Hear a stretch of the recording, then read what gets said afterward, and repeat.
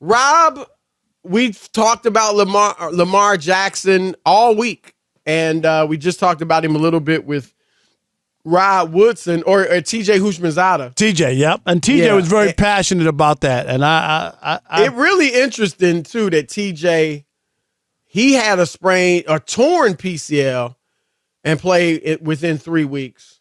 And Lamar just had a sprained one. But there's a difference between being a quarterback, receiver though too. You running, cutting, and stopping. No. I'm talking about status. I'm talking about status with money is what I'm saying. I mean, you know what I mean? Like what TJ was going to earn as a player. Chris. But even so, I mean, I'm guessing he had. He had a contract already. Probably had his contract. I'm not saying that, but what's at stake for Lamar is huge. And anyway, but go ahead. Let's. But we've heard mixed reports. Obviously, Lamar's tweeted that he can't play. Some of the players have seen Marlon Humphrey backed him, said he's limping around the facility. Others have said, and TJ said he's talked to people that they think he should be able to play. He even said players know that Lamar, it's about the contract.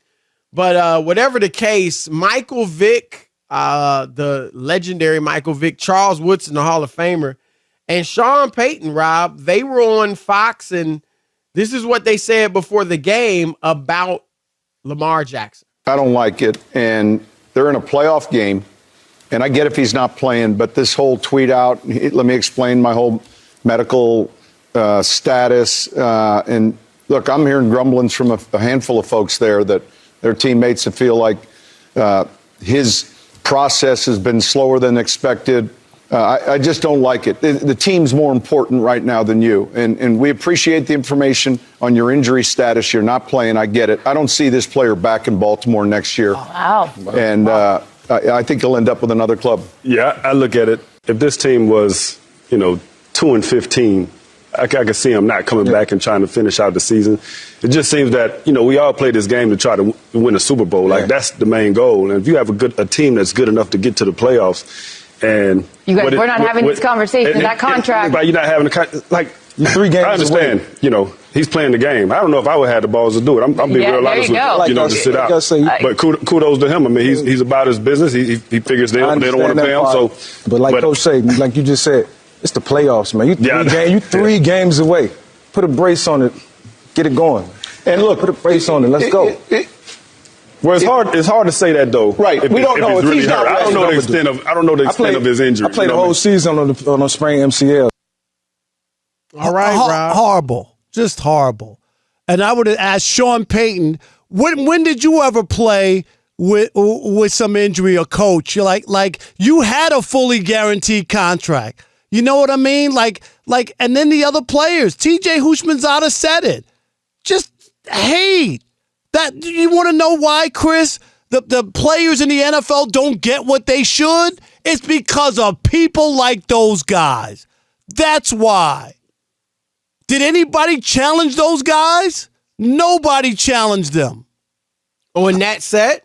Yeah. Well, Woodson was saying he wasn't sure if he agrees with Vick. Okay, good. But I'm talking about the pushback. Even Sean Payton talking about some football games, another missed extra point. That's a bad night for Dallas already. But Chris, I have an issue with it. Nobody went to say, well, why didn't the Ravens give this guy what he needed to get the contract started? You know what I mean? To get him satisfied so that this wouldn't be an issue. And there was a deal. They were negotiating. They decided that they don't want to give him a fully guaranteed contract, even though other guys have gotten it. And they should have valued him and said to him, we want you. You won an MVP. You won 75% of every game you started for us. Our whole team and offense is built around you.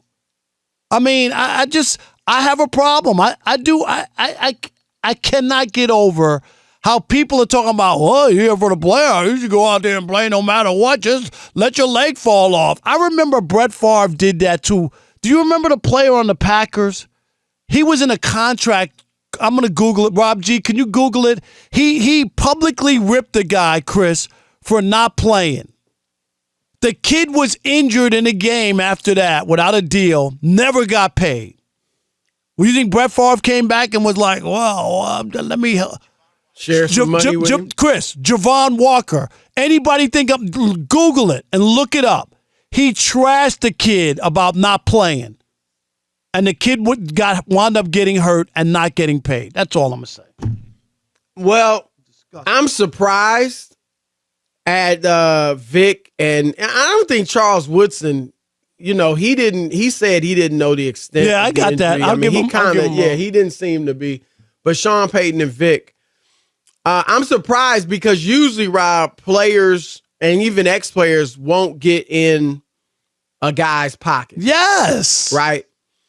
And I don't, I've said, you and I have said, I thought he should have sat out the start of the season. He might have a contract right now. So I don't have a problem. If he indeed could play, I don't have a problem with him doing what he's doing because as Hushmanzada said, and I agree, for the teams, it's always business. Yep. So why can't it be business for the players? That's what they tell you, Chris, when they don't want to pay you. They go, this is just business. Right. It ain't personal. Okay. Right. Now, what I will say, Rob, is if Vick and, like I said, to a much lesser extent, Woodson and Sean Payton, if that's the way they feel, and it sounds like, Rob, that they have talked to players or people in that organization. Payton said he talked to some players there, and they seem to be getting information. Even Hushmanzada seems to think he could play. Like, they seem to be getting information that he can play. And I'm going to say this, Rob, even though I disagree with their opinion, I applaud them for speaking their mind. That's, Rob, what you and I always say. Athletes have to say, they need to go up there and speak their mind. You can't be worried about, I'm a former player. What will the players think? I'm trying to coach again in the league. They're there to tell, if they've talked to people in the organization and that's what guys are saying and they've come to believe, hey, he could play. Now, we might disagree with their opinion on that. Hey, he should stay out and get paid. But they have a different opinion. Now, I do disagree because I don't know that any of them would do it if they didn't have the contract. But I will say I'm cool with them speaking their mind, Rob. That's what we want from the ex-athletes and the players. I don't want them to just say what is politically correct or whatever. I want them to say what they feel. I disagree with what they feel, but they have the right to speak it. Oh, they can say what absolutely. I just think when you really don't, and it doesn't matter. You could talk to a lot of people, but if you don't know really what's inside him, everybody's different. And if he really doesn't feel like I'm a little gimpy or I'm not really where I want to be, and I don't want to put myself in harm's way, Chris, not being 100%. He has a right to do that as his career and his future. No matter what they told you, no matter what his teammates said, no matter what anybody else, and that's fine. If somebody told you that and you feel confident that you could go on the air and say, well, I talk to people and they think this, that's fine. Who said that Marlon Humphrey, because Humphrey said he's limping around the facility. We knew he wasn't playing. Who said he's being a good teammate? Right. To even put it out there. Who thinks? We got other quotes from Hoosh where he thinks he could play. Now, he thinks he's doing the right thing, as do you and I, because he's got to get paid.